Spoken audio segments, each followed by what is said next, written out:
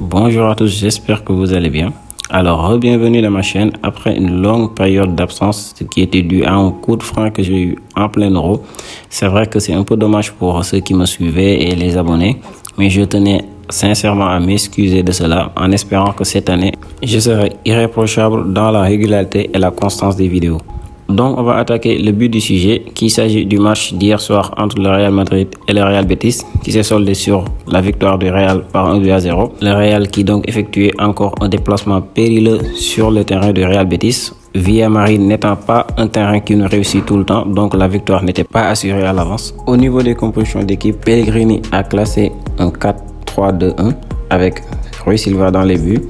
En défense centrale, on avait Victor Ruiz, Pezzala, Montoya, Miranda sur les côtés. En double pivot, on avait Guido Rodriguez et Andrés Guardado. Nabil Fekir en numéro 10. Sur les côtés, Aitor Rubial, Sergio Canales et en attaque Juanmi.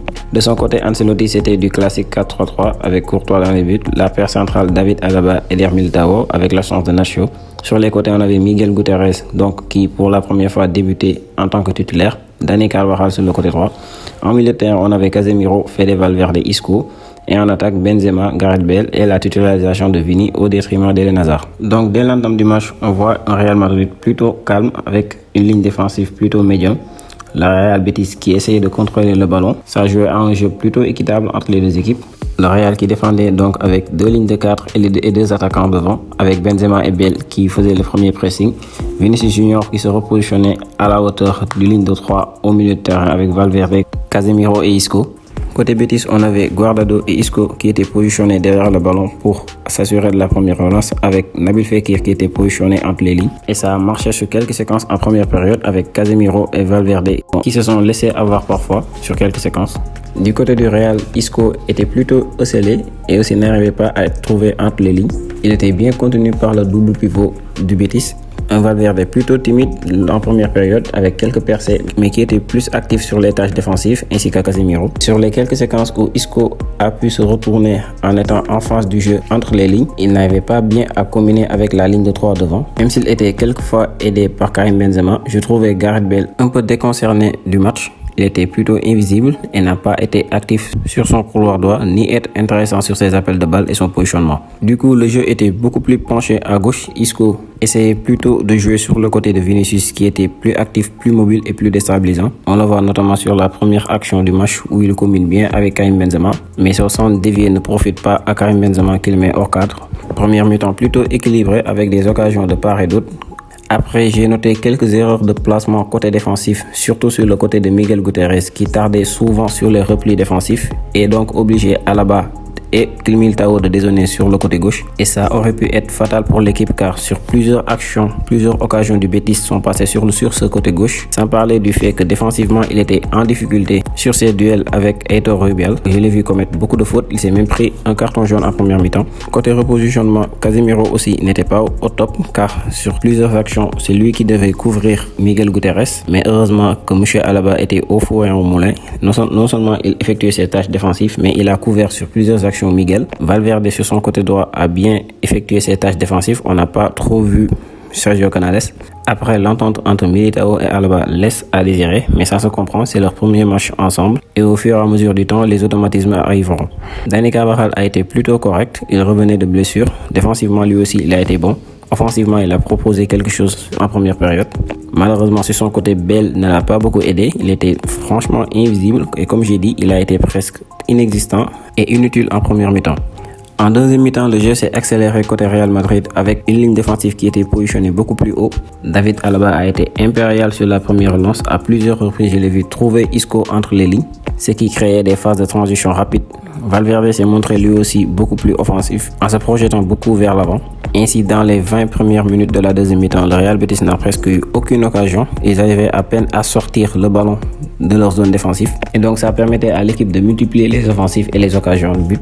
Et c'est donc ainsi sur une contre-attaque précédée par une action un peu incroyable car là, Juanmi joue très mal le coup. Après que Militao, ensuite David Alaba glisse sur une action toute faite, Juanmi n'avait donc qu'à servir tranquillement l'autre qui était démarqué sur le côté droit. Heureusement pour nous, Miguel Gutiérrez a fait preuve de sang-froid, n'a pas paniqué et a pu intercepter le ballon et ensuite lancer la contre-attaque. Une contre-attaque très bien menée par Isco qui trouve très bien Vinicius qui la joue bien le coup. Son appel entre les deux défenseurs est parfait. Il prolonge donc sa course jusqu'à la ligne de fond avant de servir en retrait Karim Benzema.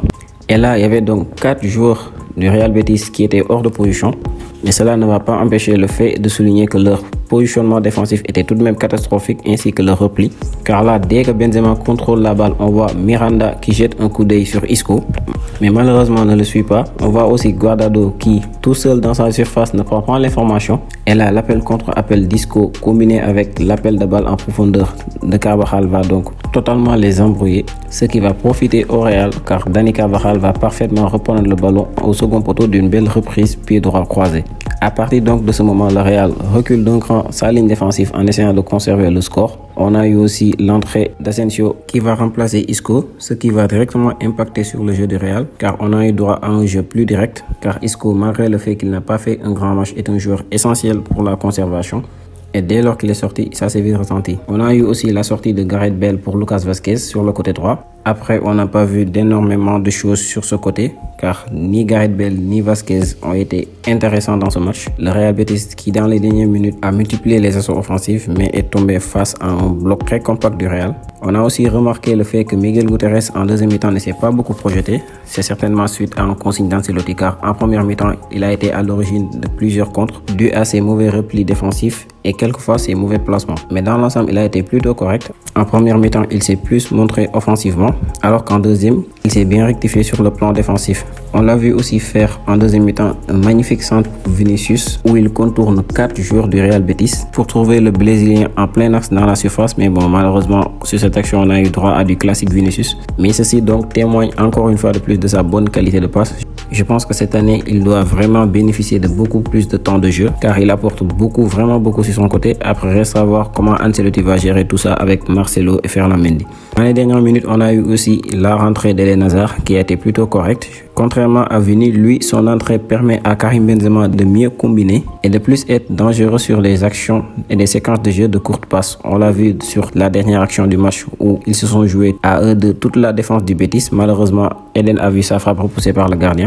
Mais en tout cas, ça fait du bien de voir que sur son côté, il y a de la concurrence car Vinicius, depuis le début de la saison, est pas mal du tout. Eden Hazard aussi, à part son match contre Levante, ce soir il a fait une bonne entrée. Le premier match contre Alaves aussi était pas mal du tout. Le Real a eu quelques frayeurs dans les toutes dernières minutes. Heureusement qu'il y avait Thibaut Courtois. Après, j'ai pas aimé le fait que Fekir s'est trouvé à plusieurs reprises seul devant l'entrejeu et a pu donc se permettre de tenter des frappes, ce qui aurait pu être fatal pour le Real. Mais heureusement pour nous et malheureusement donc pour le Betis, le Real réussit à s'imposer par 1-0. Dans l'ensemble, on devrait aussi être indulgent avec cette équipe car déjà qu'on est en début de saison, ensuite nos deux maîtres à jouer, que ce soit Kroos et Modric, étaient absents, sans parler de l'absence de Nacho et de Mendy. Du coup, c'est une très belle opération. Le Real donc qui réussit à gagner dans un terrain difficile avec une équipe pas au complet et c'est de bon augure pour la suite de la saison, surtout que le calendrier sera chargé au retour de la trêve internationale. On va donc passer aux notes des joueurs. Courtois, je lui donne un 7. Il a été super décisif dans ce match. En première mi-temps, il nous sort une très belle arrêt sur le coup franc de Fekir. Dans la dernière minute du match aussi, c'est lui qui nous sauve. Après, Courtois, dans ce genre de match, il nous pénalise beaucoup sur son jeu de pied. Surtout quand devant lui, il a une défense qui n'a pas l'habitude de jouer ensemble. Alaba et Militao 6,50 chacun. Ils ont été individuellement plutôt bons. Maintenant, collectivement, ça se voit à des kilomètres que les deux n'ont pas certains automatismes. Sur plusieurs actions, je les ai vu avoir des mésententes qui auraient pu nous coûter cher. Mais c'est quand même pas mal pour un début, en espérant que cela s'améliore au fil du temps. Carvajal, on lui donne 6. Il a été décisif, c'est lui le buteur. Il revient de blessure. Il a fait un match plutôt correct. Après, ce n'est pas du très grand Carvajal, mais c'est assez incompréhensible vu la saison catastrophique qu'il a vécue l'année dernière au niveau des blessures. Miguel, ce sera un 6 lui aussi. Il a été pas mal du tout. Défensivement, il a eu quelques problèmes. Après, offensivement, il est toujours irréprochable. Il sait jouer au ballon, il sait tenir le ballon. Et il a beaucoup aidé Vinicius Junior sur son côté ce soir. Casemiro, je lui donne un 5. Défensivement, il a été pas mal. Après, aujourd'hui, il a mal couvert Miguel Gutiérrez sur le côté gauche et a sur plusieurs actions laissé Fekir devant la défense en étant libre de tout marquage. Fede Valverde, ce sera un 6,50. En première mi-temps, il a été plutôt timide. Il faisait un travail de l'ombre. En deuxième mi-temps, il a été plus offensif. mais il a fait l'essentiel et a bien contenu avec Casemiro les assauts dans les dernières minutes de cette équipe du Betis. Isco, je lui donne un 4,50. Personnellement, je l'ai trouvé très en jambes par rapport à ce qu'il nous proposait l'année dernière. Après, aujourd'hui, il a été, comme je dis, un peu esselé au niveau du milieu de terrain, mais cela n'empêche pas le fait de souligner qu'il a raté trop de passes. Il a été pas très intéressant dans la construction et dans son rôle de meneur de jeu. Reste à voir maintenant ce que cela donnera pendant la suite de la saison. Gareth Bale, 3, inexistant, invisible, on l'a pas vu du tout. Vinicius, je lui donne un 7. Il a été très remuant sur son côté, très déstabilisant. Et ça se voit qu'il a gagné en maturité et surtout, il est maintenant bien se positionner avec Karim Benzema et Gareth Bale. Sur certaines actions, je l'ai vu attaquer carrément l'espace qui se trouvait entre Bale et Benzema, surtout quand le Français dézonait à gauche. Et ça, c'est vraiment de bon augure pour la suite de la saison. Reste à voir comment il va évoluer sous Ancelotti. En tout cas, ces 3 premiers matchs ont été plutôt bons, en espérant qu'il va confirmer pendant la suite de la saison. Karim Benzema, 6, il a fait une très belle passe décisive pour Dani Carvajal. Après, son match est plutôt correct, il est très propre dans ses prises de balle et très précieux dans la conservation pendant les situations offensives. Pour les remplaçants, Hazard a été plutôt bon pour moi. Asensio, son entrée aussi a été plutôt correcte et j'aime bien son positionnement de milieu offensif car pour moi Asensio est loin d'être un ailier, c'est un joueur plutôt à l'aise quand il est plus libre sur le terrain et son entrée a été plutôt bon. Il s'est créé une occasion toute seule en éliminant 2 défenseurs du Real Betis. Après, dans le dernier geste, je trouve plutôt qu'il aurait pu donner le ballon à Vinicius, mais ce n'était pas mal de tenter sa chance aussi. Rodrigo n'a pas eu trop de temps de jeu, il a été combatif et a été intéressant sur quelques séquences. La rentrée de Vasquez n'a pas été aussi assez flamboyant.